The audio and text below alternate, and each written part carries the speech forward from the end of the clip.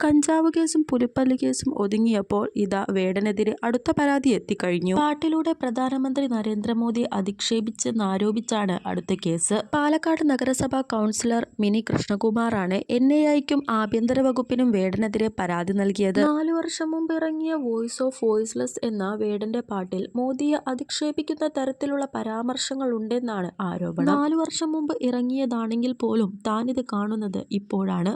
അന്നു കണ്ടിരുന്നെങ്കിൽ അന്നു തന്നെ പരാതി നൽകുമായിരുന്നു എന്നും മിനി കൃഷ്ണകുമാർ വ്യക്തമാക്കുന്നു. പ്രധാനമന്ത്രി കപടദേശീയവാദിയാണെന്നും വാളെടുത്തവനാണെന്നും ഊരു ചുറ്റുന്നവനാണെന്നും പറയുന്നത് എവിടുത്തെ ന്യായമാണ്? അത് ശരിയല്ല.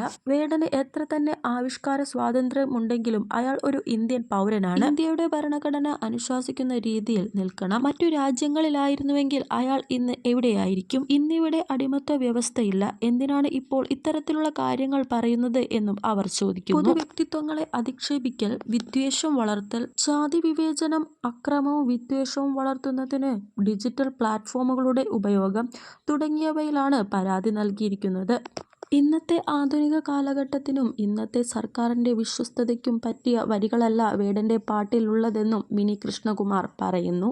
ഇനിയും പാടും, ഇനിയും മൂർച്ചയുള്ള വരികൾ സൃഷ്ടിക്കപ്പെടും എന്നുതന്നെയാണ് വേടന്റെ മറുപടി.